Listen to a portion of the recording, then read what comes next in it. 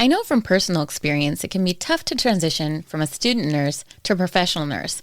I remember when I started my first job in the emergency room, and I sat there twiddling my thumbs because I still had not successfully gotten an IV in, and I was about to hit the ground running.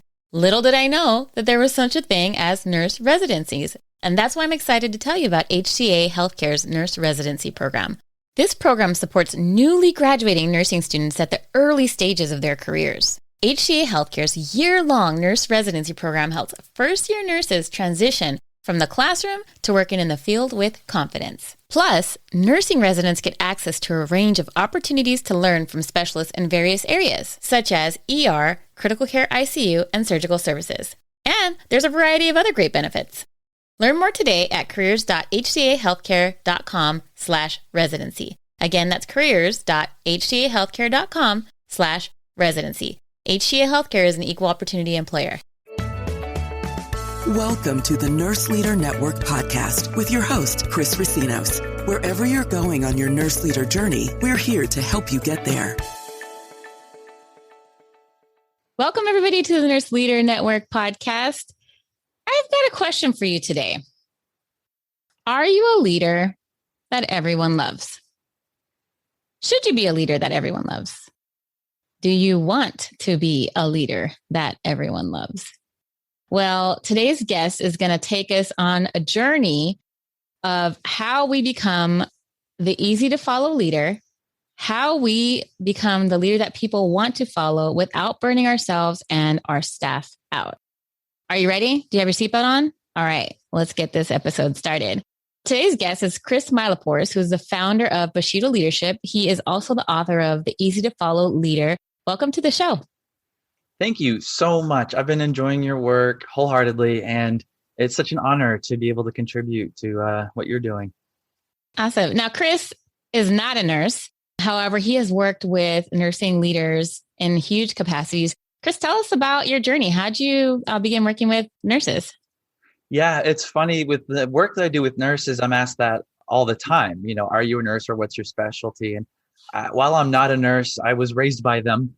My mom was a nurse, and that was my after-school program, was being all over the place at a hospital, which I know these days would probably just be the biggest of no-nos. But I have very fond memories of just interacting with patients and visitors and staff and getting lost in closets and stuff. And it was a lot of fun for me as a little boy. But I had started my journey actually just being around it. I originally wanted to get into vet school, and I studied pre-vet academically. And when I finished my undergraduate, I just kind of got thrown into what was happening. It was the late 90s. I got into training and development. And that's where I really found a passion for developing leaders in a truly authentic way. And that journey has taken me a lot of places, but I've really anchored in healthcare in the last decade or so, since 2010, where I've been working with a few different hospital systems in a capacity, either as an OD leader, a clinical education leader, and also as a consultant, as a coach. So how did you decide like Bushido Leadership just needs to exist?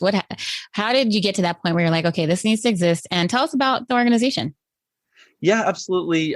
It was honestly spawned from some of the work that we were doing in healthcare.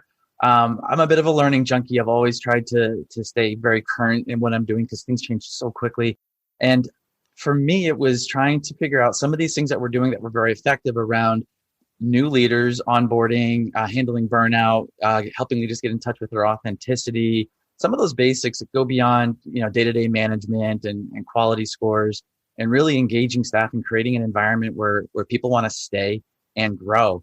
And in trying to find some background information on some of these things that we were just sort of happening into, I found that they were really quite original and they weren't being done anywhere else. So as a way to not just copyright it, but sort of get it established and maybe a little more widespread, that's where the book ended up coming from. And it's where the LLC had come from, really with the book. They came together hand in hand to be able to spread it a little bit more to different organizations. Oh, I love it. Okay, so here's the burning question. Can you be a leader that everybody loves and still get the outcomes that you want? Or do you have to ruffle feathers? That question is fire. Completely. Here's what I'll say to that. It's a centerpiece of our leadership work is that leadership development is so deeply personal. It can't possibly be one size fits all.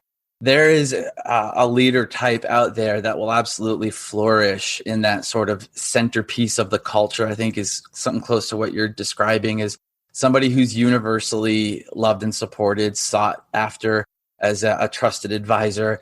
But that's not for everybody. And it's also situational. As some of us know, those of you that may be on a magnet journey know that situational leadership is a big piece of that. And so does a leader need to be well-liked? Well, if they do, it's their personality. To function as a leader, maybe not. I mean, this notion is so deeply personal. I don't know that I have a good answer to that. If we come up with one, though, today in this conversation, it could be double fire. Right? We've got to copyright it. It could be double fire. Okay, so let's talk about, what I see or what I have seen in the past in terms of new leaders just, getting into a leadership position is frequently, as they're learning their role, they're learning these skills, they're learning what their leadership style is, they're learning how to get outcomes, how to motivate people, especially if they don't have like formal education or deep mentoring and onboarding, orientation around that. Is that, they tend to ruffle a little bit of feathers, which sometimes is good and sometimes not so good. But what I find is that those leaders that kind of lead from top down, and that's their method, that's just the method that they have, consistently, sometimes fail to instill that trust with their team. And then they'll get the outcomes that they want, right? Because of fear versus because people are actually trusting them and wanting to do the work. And then they take that on with them to each new position around the need to instill this fear, right? I'm going to write you up if you don't do this, or you have to do this because we said so, or we can't have staffing because of whatever. These types of comments. How does a leader who's new to the role begin to not be that leader? How do we begin to not form habits where it's one of fear, burnout, and one more of really curiosity? Yeah. So this was one of the pieces of original work that really kind of blew up in a good way for us. It was realizing that all human beings are motivated by only two things. And when I ask groups if they can name one of them, people think of money, recognition, and those things may motivate us in some way. But what it distills to is the only two things that truly motivate human beings to act in any way are fear and desire. So even if you someone said money, well, if you have two different people, somebody who may be really scraping to make ends meet, they're behind on all of their bills, they don't know where their next meal might come from, even if they have a paycheck. Well, they may be money motivated, but that person's motivations and their psyche is far different than somebody who's affluent and wants money for a new toy of some kind. And so, yeah, they're both, quote, money motivated, but to not understand how different those people are is we're really missing something. And so this idea of fear versus desire, in neuroscience, they refer to it also as threat and reward.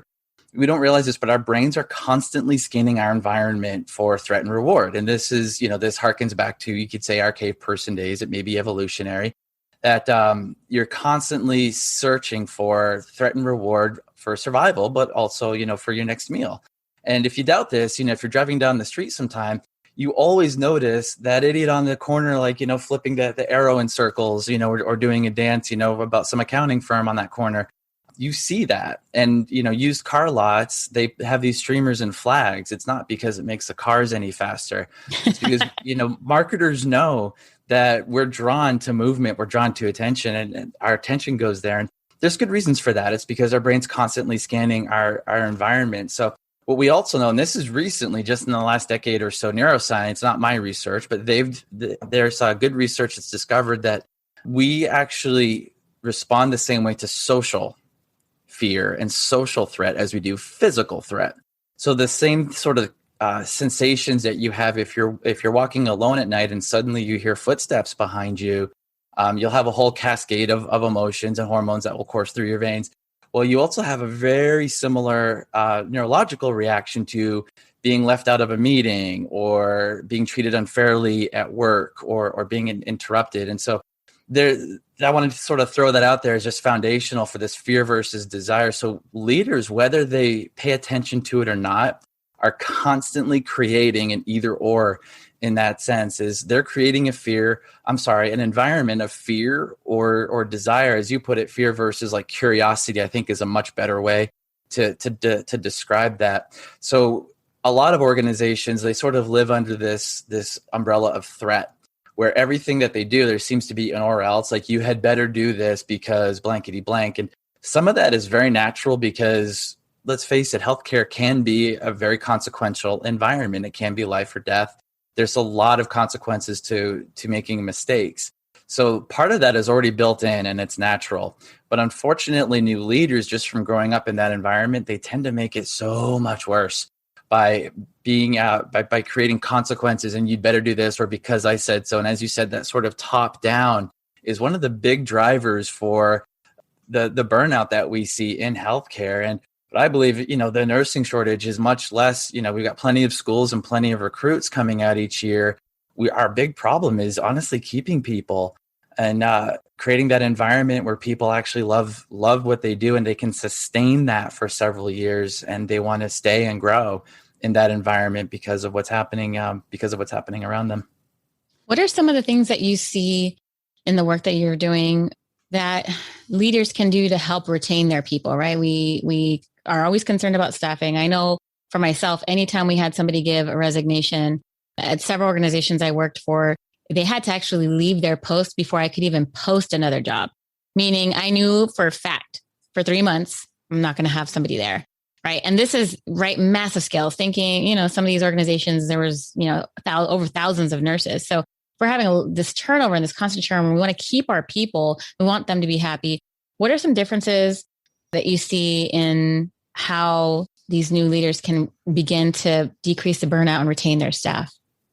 Yeah, we look at that function as very outward facing. So administration usually puts heavy pressure on a leader to say, here's an outcome, go get it. And the outcome is driven by these nurses are leaving, or they're unhappy, or there's engagement scores that are low, or error rates, or whatever it may be. And they're given that impetus as you must solve. And what we're failing to do is we're failing to give those leaders the ability to be the change.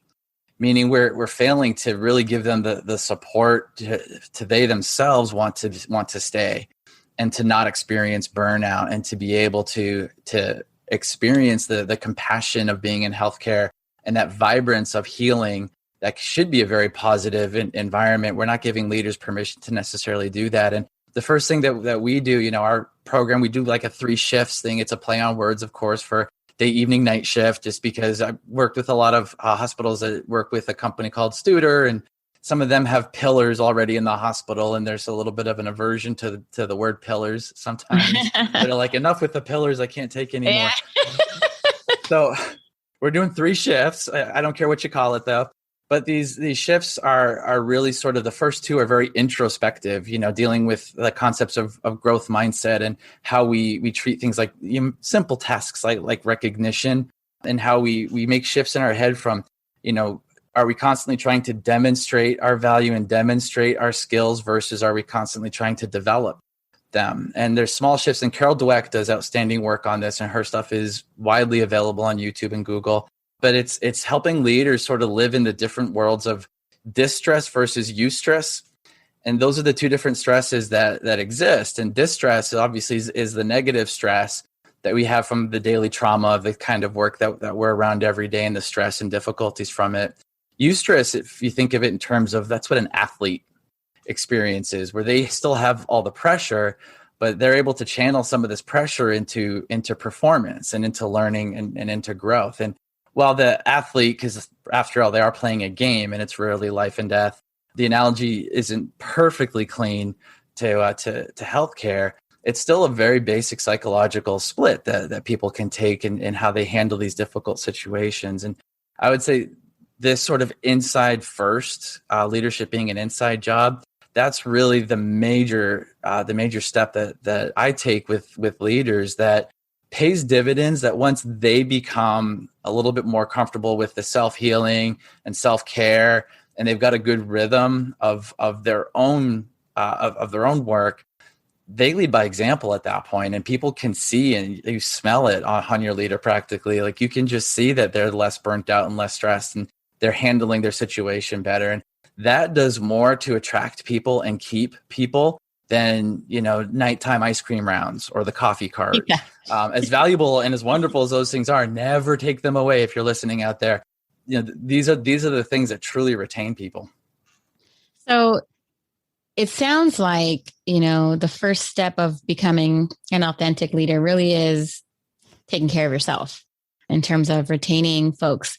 What would in terms of that introspective work, doing self-care, what else does it look like? What else would you include in some of what we need to look at inside prior to us being able to lead well outside? Yeah, I actually want to refer to a cast that you had a little while ago. I think it was called Leaders Who Put Themselves Last, Go Nowhere. Yeah. So as I said, I've listened to a few of these, and I want to refer, if you haven't heard that one, if you're listening, there's some really wonderful gems in there. And I forget which one had mentioned it, but she had talked about a leader being in touch with their values and having your values known, and whether it's the organizational's values or your own, is a giant way for people to truly see your authenticity. I think it's funny that people take like a class on authenticity. And I always say, like, if you're trying to be authentic, that's inauthentic. you shouldn't try. But I totally get how tough it can be because of how we're told to perform and how we're told to create. But if easy example is a value I've always held dear was courage. And I've chickened out of a lot of things in my life. It's not something that I'm proud of. I've met a moment and shied away from it more times than I would care to admit. And so I've been very open with that. And in doing that, it's almost like an extra set of accountability for me to let people know that courage is something that I work on. And if there's something that's tough, I want to step up. And if I don't, I'll let you know and I'll make amends and I'll try to do it. But you can also help me. If you see an opportunity for me to be more courageous and want me to step up. And immediately now we've created this deep relationship about that, so that it's a way for me to receive feedback now. It's a way for me to get better at giving feedback, because I can refer to that now when I'm in that very difficult conversation. And moreover, when I'm not in the room, if I've done an effective job at engaging people in this value, whatever it may be, when I leave the room, that value still lingers, and people tend to follow that value. They almost act like the rules of the culture after that so-called manager is gone. And that's one of the constructs of leadership. It's how are people acting when the leader isn't even there? And if the leader's truly done an effective work with the team, the leader doesn't even need to be there most of the time. Yep. Yeah. I literally was just saying that on the last podcast I recorded. We were talking about, like, that's one of the signs of being a good leader is you could literally go take a month off and nobody's going to call you and things are going to run well. Okay. So I love where you're going with this. And there was an activity that I used to do with my team, and we did it. It was Christmas time, actually, right before the pandemic. And what we did was we sat down and I bought that book, Find My Why, like Find Your Why.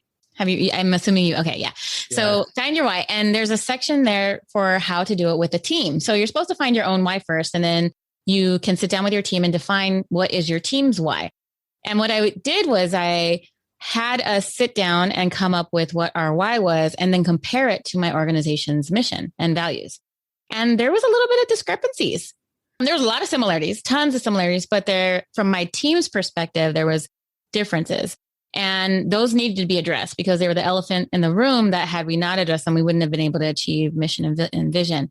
Now, that being said, what we didn't do, and now what I'm kind of hearing in you, is really discuss values and opening that up. So what might that look like? If you're a leader and either you're going to do an offsite or you have this new team, how would you begin to explore like what everybody's values are and then begin to start aligning them? And, you shared how you would share your personal, but how as a team do you come up with agreed upon values? Yeah, that becomes a little more difficult because our values are personal. And what we know about our values is they're typically things that are attached to just things that are innate within us. And so once someone becomes an adult, as you grow up, you may be very impressionable. Once you become an adult, it's very uncommon for values to change drastically. you may shift priorities. Like some things are more important at others, different points in your life, like financial versus, hedonism and having fun. But what we do know is that if you have a set of values, Kris, or you've got things and you've identified them, what we do know is you actually spend part of your bandwidth every day, meaning your emotional effort or physical effort, either creating that value around you or going to it. And what we know is that this is one of the biggest reasons why people either act up at work out of like frustration. Most of the negative workplace emotions that comes from that barrier or that gap and a difficulty in connecting it. And so this gets messy, right? Because say you've got a team, in a unit, you've got maybe 30 people that you've collected for this onsite that you're describing. Aligning values, it's a misnomer. Like it's not effective work because these values are so innate. But it's addressing where are those outliers and how are we managing that? So an easy example is, a team of people that are basically introverted that maybe keep to themselves versus one extrovert. Well, that one extrovert's going to feel a little bit alienated and maybe be the first one to talk all the time or kind of be headfirst into everything. And it's more addressing those differences. Now, you can align on like rules of the road and code of ethics and code of conduct and things like that. And you can come up with team values. But we have to know as a leader, as we do that, is people have their set of values. And if their work doesn't align to that, those barriers cause a lot of the workplace friction that we see. And you sort of mentioned that in your question a little bit, where you said people did this exercise. It didn't quite jive with the organization's mission and the organization's vision. And the conversation that comes up from that must be fascinating because people really do tend to open up when you've got to something really personal about them. Yeah, it was really interesting. I think what we found was actually that we felt that there was a huge piece of self-care, family lives, like that piece we felt was missing. And so we actually sent it forward and we're like, hey, we think that this really needs to be included in our mission, right? Because we're going to be providing all this excellent care, but we got to take care of ourselves too. So that should be part of our mission, is helping to heal healthcare workers, right? And so it actually bonded us. It bonded us, I think, in a tremendous way. And as we did the what's our why, it was interesting because we all came to the table, right? And my L&D person was like, well, my why is, so that we have healthy babies. And then in ICU, my why is so that they go to step down. And then med surg, my why is that, they're total function. Nobody's why was the same. So I said, how could we as a nursing leadership team be directing our ship when we're all on our own silos, putting all of these fishing nets and other parts of the ship, like we're not working together as a team. And so it was a really great exercise where at the end we realized our why was to improve the lives of the people that we were serving every day, period. That's it. Yep. Simple. So whatever that looks like, right? Yeah. And that exercise of simplifying is so huge. One of the easiest mountains I move when I work with a team or an organization is they're usually trying to chase some competency model for leadership. Now, I know for positions, you need competency models, like certain technologies you have to be competent in. So it is very technical. But for the leadership side, it's a big mistake to try to make any leader, especially in a clinical environment, chase 15 random characteristics that people in another room they weren't a part of, listed off.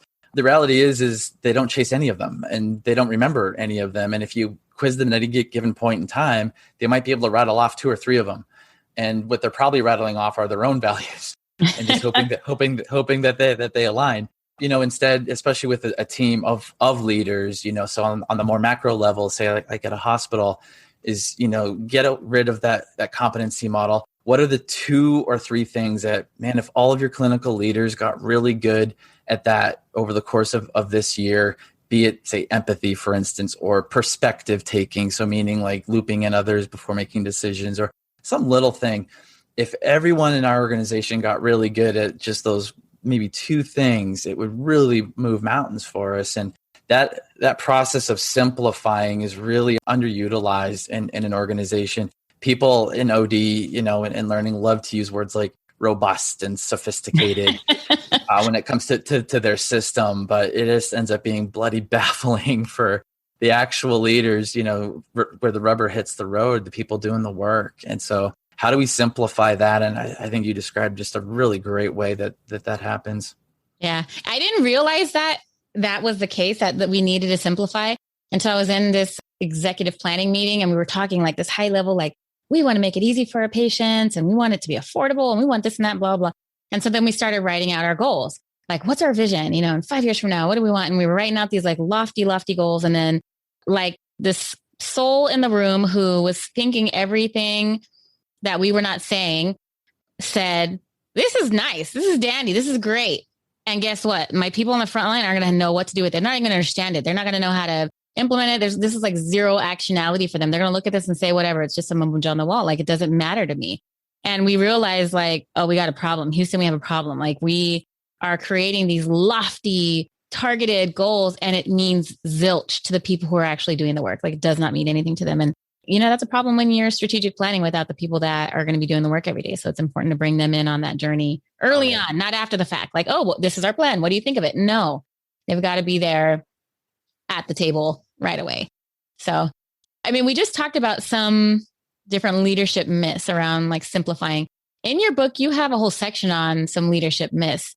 Talk to me about some of the myths that you wrote about or that you've seen in terms of, leaders.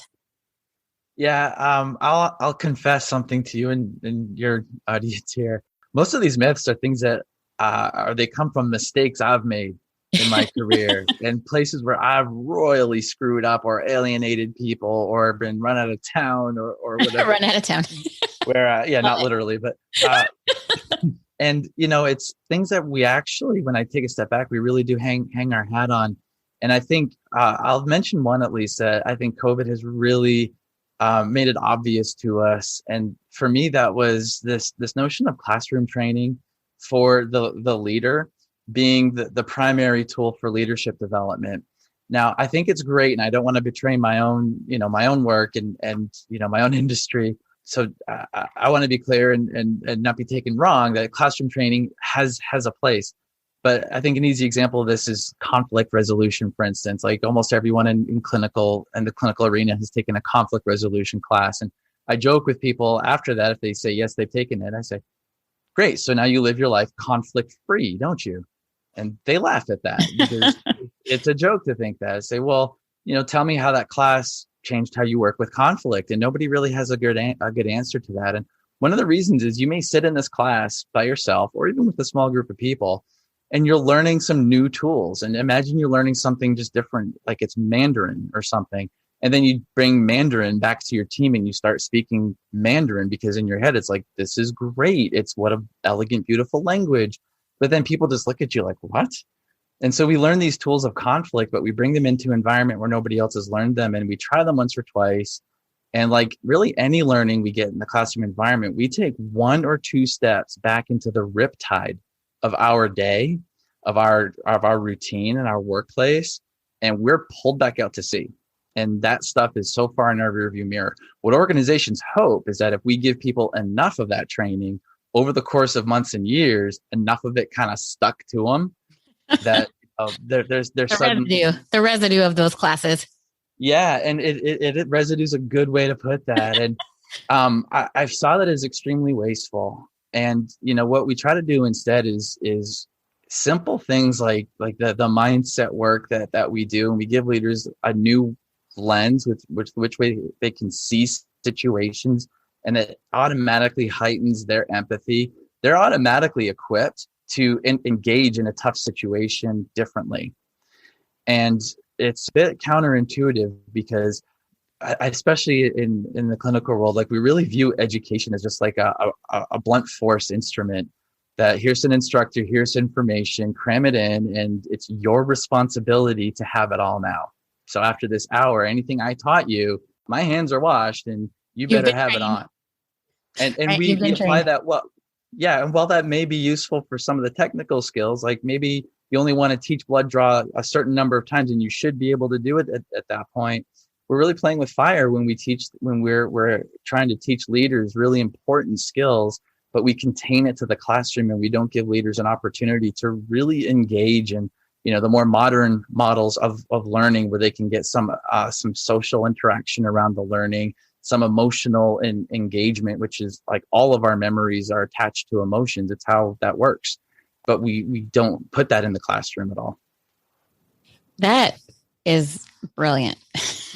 I'm sitting here, of somebody who's been in healthcare for a long time and has had many crucial conversations, many difficult conversations, who has been trained many times in crucial conversations. And I couldn't even begin to tell you what step one is. I know what my step one is, but I don't know that it is rooted in any model. I can't remember it. So, and I do remember, interestingly enough, after I did take that course, and it was a long course, it was like a week-long course of me sitting there and learning day after day after day, like different ways to handle things. I do remember shortly after that having a conversation and conflict arose, and I still didn't know what to do. Like I had all this training, but I was like, which tool do I pull from, or how do I still did. And then the emotions that came from feeling attacked by this person, like I just couldn't even think clear enough to begin to have managed that in any good way. So could I share something about that Yeah. very, very shortly? This was funny. So actually a piece on the crucial conversations piece that I think was so fascinating to me is just learning the biology of it. That was the one thing that stuck with me more than anything is, and this ties into, the clinical environment that we're in and how stressful and uncertain it is. But when we are engaged in that tough situation, the biological function that kicks in is fight or flight. So, and that whether it's a social interaction or a physical one, like the brain doesn't differentiate that yet. We haven't evolved that. So it's fight or flight. And if you think about fight or flight in a workplace, it's fight or flight, not fight or flight or meaningful discussion. Meaningful discussion's off the table. The reason for that is because that flush of hormones, what comes offline is our prefrontal cortex, which is the part of our brain that's actually responsible for higher learning, perception, teamwork, creativity. That goes offline so that our extremities get all of that attention, all of that blood. And so we are dumber in these situations. So no matter what we learn, I think it's a farce to think that let's learn something so that when we're in this situation where we're as dumb as possible, we'll be able to use apply it that we learned in a classroom. It just doesn't work, So there's better ways emerging to handle that. But yeah, it is crucial conversations that first taught me that we are biologically wired to be awful at things that the leaders need to be best at. Interesting. Totally interesting. All right. Well, I mean, I feel like I could talk to you forever and ever and ever about this topic. We've touched on a lot of great subjects. Like I said, your book is just a wealth of information around how to become that easy leader, how to identify your values, how to really live your values, right? We all say that we have these values. I used to say that my values were my family and whatnot, and I was not living them. Working 60, 80 hours a week was not living my values. So we say we have our values, but it's a whole nother story to actually live those values in. Kris's book teaches you how to do that. So totally recommend to check it out. If folks want to find out more about you and Bushido Leadership, where can they find you? Sure. So Bushido, Bushido, is found anywhere on social media. What I've got set up right now is anybody listening can text RN Leader. Caps don't matter, just RN Leader to 55444. And that'll just give you a prompt. You can sign up for our mailing list. The mailing list is it's most of the resources that we have. I send out on a regular basis for free some of these nuggets that we've discussed here today. I just think that there's such a need for it out there. And based on the feedback I've gotten is the main reason I decided to really do that a lot. My custom work in the coaching is where I earn the money, but I welcome anybody to join that mailing list and just take in whatever you feel is positive for you. Awesome. You also have a Facebook group that I'm a part of. Do you want to share the name of your Facebook group? Yes, it's called Nurse Leaders Overcoming Burnout. We're pretty new. We actually just got over 1,000 members, which is a giant milestone. I'm really excited about. And we're starting things like office hours very soon. And some of the things, and this is up in the air right now, but I am in the process of getting continuing ed credits for a few of the modules that will be in that group. And it's a public group, but you have to be approved to join. So again, it's called Nurse Leaders Overcoming Burnout, and it's on Facebook. Awesome. And if you haven't joined the Nurse Leader Network Facebook group, I also recommend that you join that one as well. Kris, this has been fantastic. I really appreciate all of the work that you're doing for nurses and the healthcare profession. Thank you so much for your time. Thank you, Kris. It was a blessing to be here. I appreciate it.